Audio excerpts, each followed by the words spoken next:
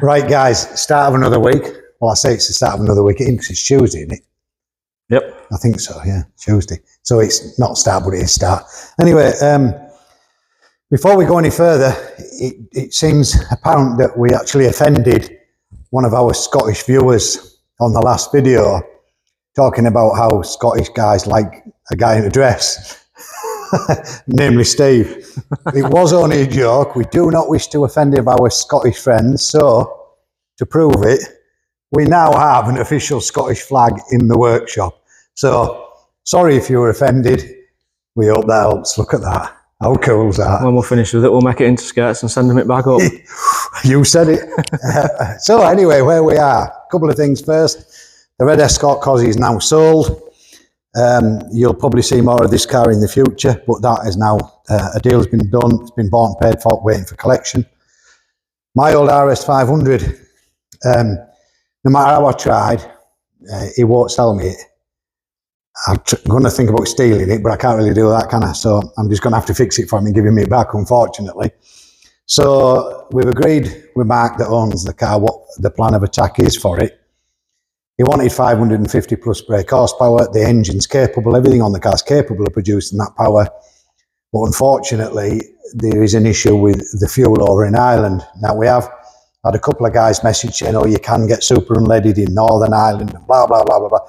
We're not saying it's not possible, but what we're saying is for the guy that owns the car, to make the car safe to run on any fuel in Ireland, it's going to be mapped for 450 brake horsepower maximum. Still enough for a road car. Exactly, yeah, 450 out of an old car like that is still impressive. So the plan for that is we're going to take that dustbin lid turbo off it and use that for netball practice or whatever he does when he's in spare time. So that's coming off. We're putting the original T4, well, we're not putting the original T4 back on, we're putting a T4 back on it. The original one's with the car, so that's going to Vince and Mark at Turbo Performance. They're going to convert that to a ball bearing turbo for us, so that'll make it pick up a little bit better. Then that's going to go back on the engine. We're going to lift the engine out. The engine's going to go to Harvey Gibbs, SCS. They're going to map the engine for us and make sure everything's right. A new engine bay loom, we'll put it on a Life ECU that has the anti-knock capabilities and that on it. So if there is an issue with the fuel, the ECU will pick it up and it'll shut the engine down or reduce things to keep it safe. So that was the best way forward for that. Mark's happy with that. He has mentioned to us that he might want us to do an underside restoration on the car, like we needed more work.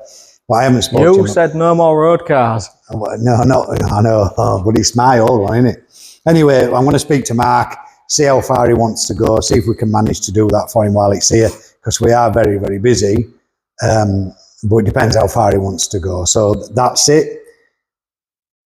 And now Steve is going to show you what he's been up to yesterday and what he's going to start today, because he's only just arrived today and it's what, dinner time. He's only just turned up. It took him a while to get his makeup off this morning, so that's what it is. So we'll pop in there. The allegations against me are building, you know. None of them are true.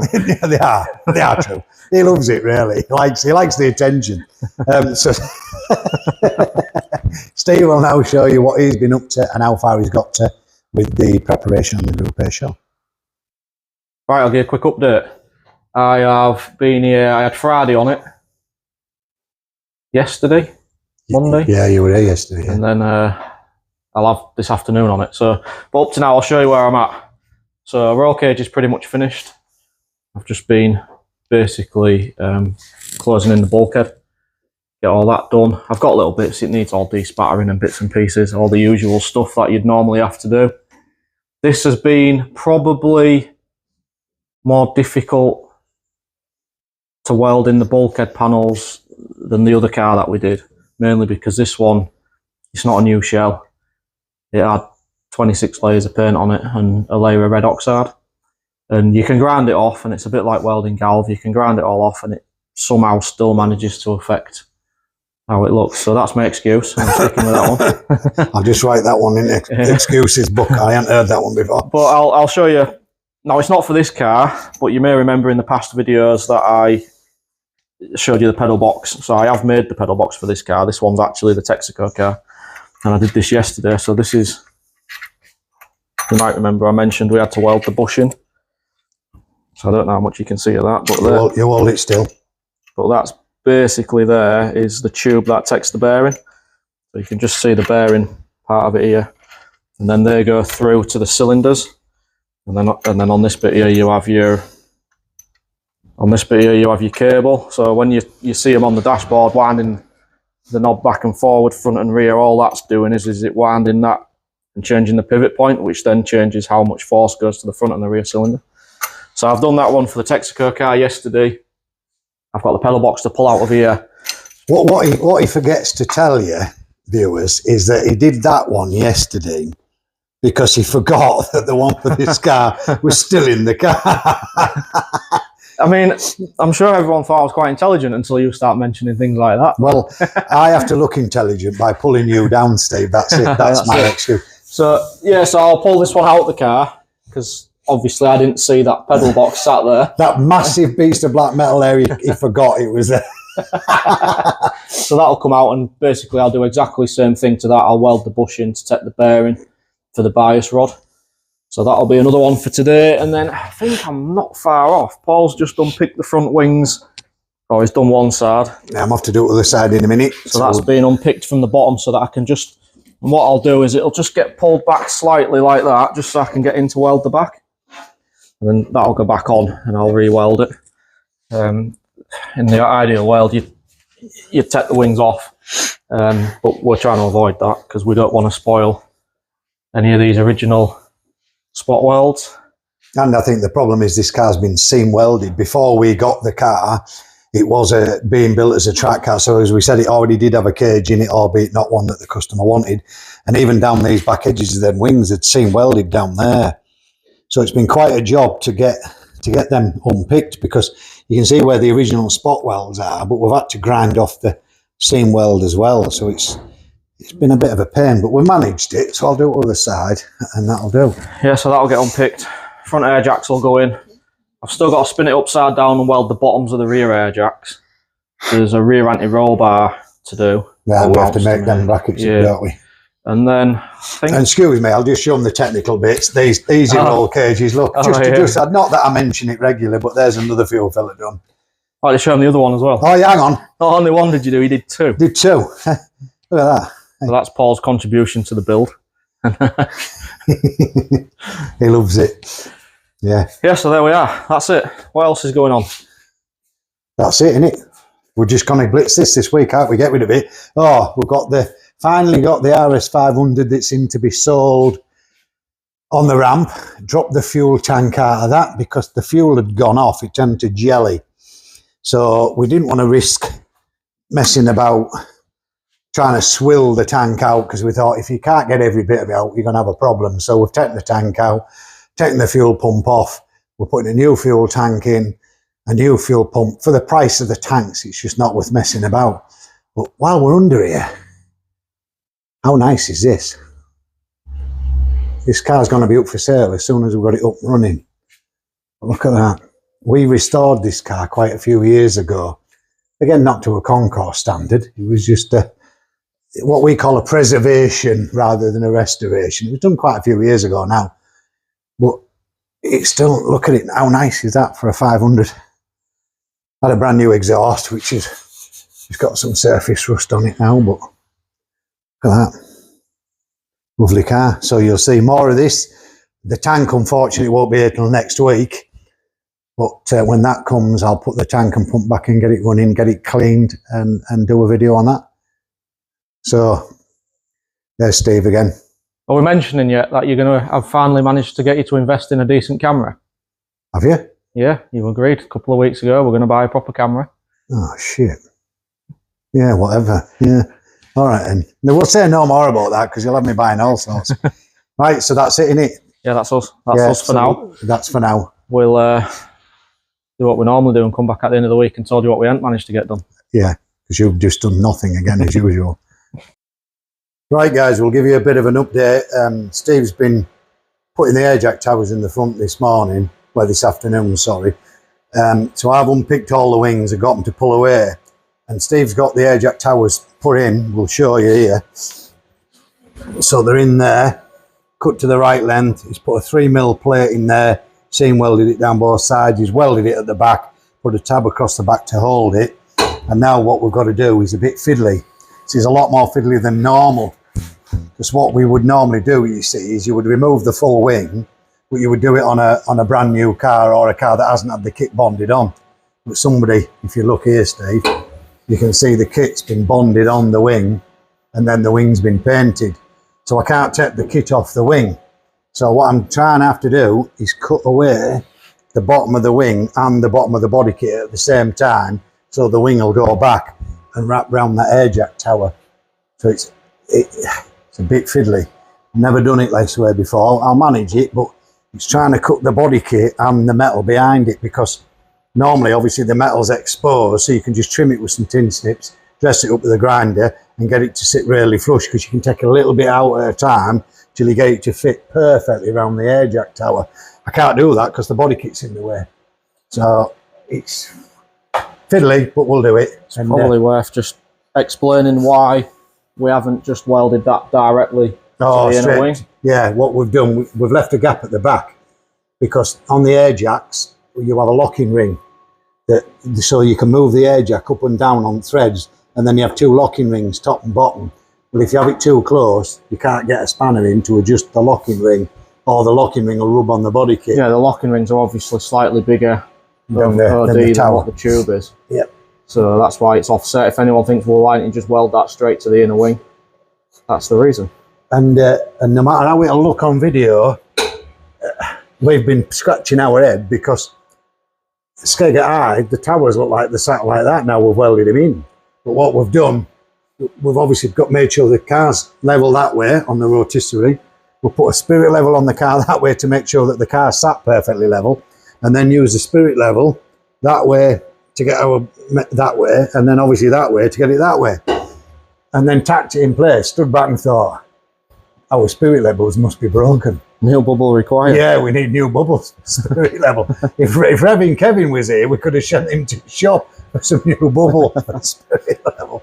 But we can assure you, they are perfectly parallel up with the car. They just, I think it's because this isn't straight and this isn't straight, so it makes it look like this is really well out. It looks like that in the video, yeah, but the inner wing tapers across. Yeah. The air post. So we'll... well, we ain't got a spirit, it's over there, otherwise we would have showed you. But trust us, that is perfectly straight. So my job now is to spend about 14 million hours trimming that little bit at a time, because we want that to have a really nice, well, we want to weld the wing to the bottom of that air jack tower to make the wing secure. So we'll come back when I've done it and I've grown a beard. Right, guys, we thought we'd do a bit of a, I say midweek, it's now Thursday afternoon, where we've got to, we needed to fit one of our bladed rear anti-roll bars to this customer's car, and basically we couldn't find any off-the-shelf brackets. So we said, you know what, like everything else, we'll make our own. So it took us a fair while. Me and Steve were probably on it, most of the day yesterday, Steve, weren't we? Both was getting these right, getting the positioning right, making sure they were perfect. And then Steve's made these, made in-house, and I will just stipulate, yes, we did make these ourselves in our fabrication shop, because we've got criticised by somebody on one of the posts we did about the Eggenberger rear beams that we don't make anything. What we do is quite clever, which what most businesses do, is we make the first ones, we get them exactly how we want them, we're really happy with them, and then what we do is Steve does, he draws them up on a computer, so that we've got a proper drawing for them, sends them out to the laser cutters, and we get them laser cut for us, and we'll get these all fabricated, folded for us, so that then we can concentrate on building cars. The problem we've got with it being just me and Steve is we don't have time to manufacture a pair of these every single time we do a car, because it's probably, like we said, there was two of us up most of the day yesterday, most of the morning this morning, getting these absolutely perfect, exactly how we want them and looking as nice as what we want them. So we will outsource them, but we made the first ones. So we have got the skill set, unlike what some people think. So anyway, these are done. We're absolutely over the moon with them. They look nice. They fit absolutely perfect. Down to the millimetre. They're that good. So we're really, really happy with these. So, as I say, Steve will draw these up and they will be available to buy as a pair of brackets on their own if you want to buy just a pair of brackets, or we can supply you with the full bladed anti-roll bar with the brackets to mount it to your chassis. But yeah, we're really pleased with these. They really come out nice, nicer than the ones we were going to buy anyway, we think. So there we are. That's the rear anti-roll bar done. And what we've done as well, me and Steve yesterday, or was it the day before, we got all the front air jack tubes finally in. So they're done. They were a bit of a nightmare really, because as we said, the body kit on this car is already bonded on. So it's been a bit of a nightmare trying to cut the wings to go around the air jack tower with the body kit bonded on, but we've managed to do it without taking the kit off, and they're both in, solid, and we're happy with them and all. So that's good. Yeah. There's a 3mm plate in there, strengthening it to the inner wing. They're also welded round the back. We can't show you that because obviously they're in and fitted now and you can't look on the back, but they're fully seam welded down the back. And we've also put a tab across the top at the back there, across to the inner wing to strengthen them. So it isn't just this bit where they're welded round the back as well. That's it. Right, we thought we'd amuse you guys with this. These are some shells that I've had for years that I actually moved over to a factory over the road from where I live while we built the extension on the shed. As you can see, they've been here a few weeks and I didn't realise how overgrown it got. Anyway, we thought we'd film this just for laugh factor, because this could go horribly wrong. So thanks to Gemma for lending us her car. She has no idea what we're doing with it, right? So she's going to be pretty pissed, don't you think, when she finds out we've been off-road. Yeah, we had to make our way through this wilderness, fight off some lions and tigers and that. So anyway, we're going to try this one with a tow pole, no brakes on the shell. Down inside it, I guess, steering. Yeah, you. Right, we'll video it if and when we manage to get back. There might be a back half of a shell going cheap this afternoon. We'll keep you up to speed. Cheap discovery. Yeah, cheap discovery for sale, and a cheap back half of a 3-door shell. Oh, we're live now.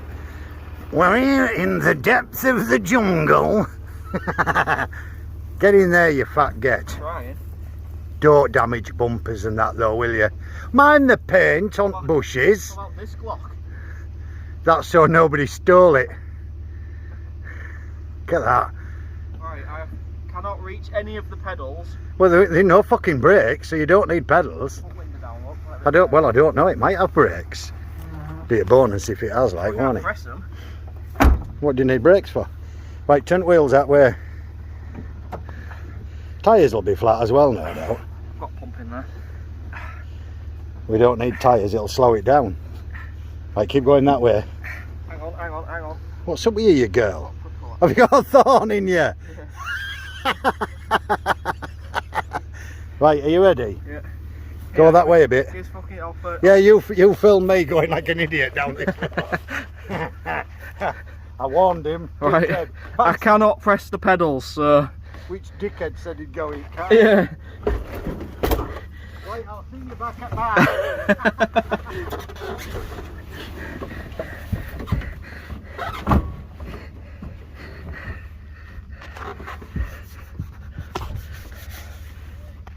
You alright? Alright, go on then.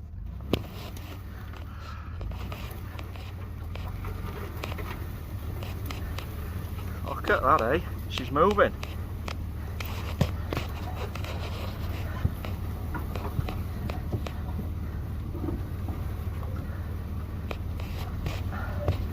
There he is, look, he always gets best jobs. Wheels aren't turning. They are.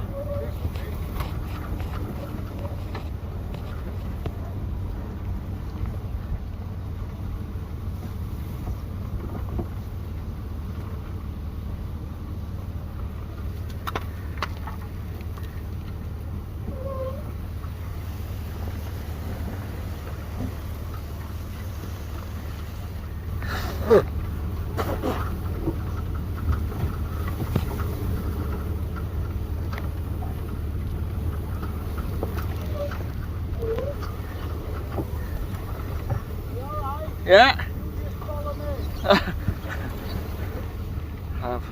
No steering whatsoever, he's just dragging it wherever he wants.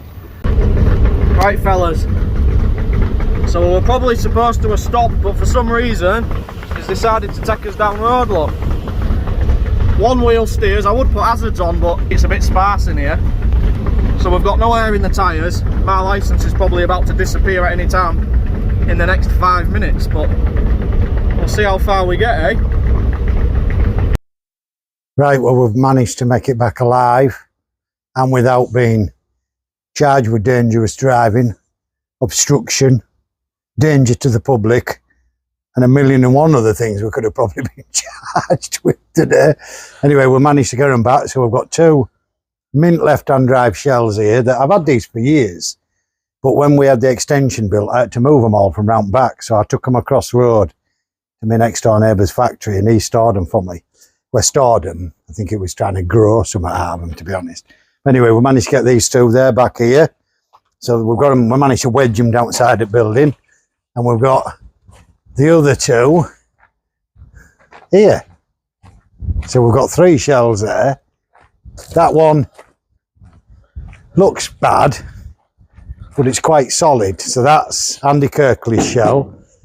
That's the original Arquati promo car, that's mine, that I'm going to restore one day. And that's, can't remember what that is. It's just a shell I've had for ages that I'll do something with. So that's 5 cars to build then? At least. Plus that. Yeah. 6. Yeah. And then somebody's brought that stupid thing here today. We've been to NY 500 to collect a white RS 500 that's been in their cafe while I was having my operation and surgery. So they put it in there for me out of the way. And this thing was there. Don't know what it is really. I'm still trying to work it out. Belongs to a bloke called Steve. You might have seen him on a video or 2. Here, I'll let him show you it. Give us that camera. Look at Steve. He's as chuffed as a fat kid in a sweet shop. Well, yeah, I don't know what to say. I've had this car 6 years maybe. Still not really done a lot with it. We're going to do it, aren't we? Well, hopefully, buying bits as we go along. Well, we've just been talking that it's time we did our own stuff. So what we're going to try and do when we get rid of the backlog, which seems to be growing, look, they're growing. When we get rid of the backlog, we're going to work 4 days a week. Don't you even comment about that. I don't even do 4 days now. So we're going to do 4 days a week and then maybe Fridays and Saturday mornings on our own. Well, we were just talking about how far to go with it, weren't we, really? Because the original colour was green. You can't see it on that side, but you can see it on this side. Well, I've told him it has to go back into the colour that it actually raced in, because I believe you. Well, you tell him, Steve. So this raced in 2001, because Steve Soper drove it in. Mr. Soper. And it was that colour, if you can just see in that, like an luminous green. And then in 2002, when the cars was obviously then sponsored by Alford's, it looks like it's crashed into Alford's. Look, what's that? It was painted in the orange. Then obviously I've been collecting bits. I've got all the brakes at home for it. I've got the X-Track gearbox at home. The engine's quite a trick thing, isn't it? Yeah, it's all centre lock wheels. It's probably jack location. If you look underneath, you can see most of it's all.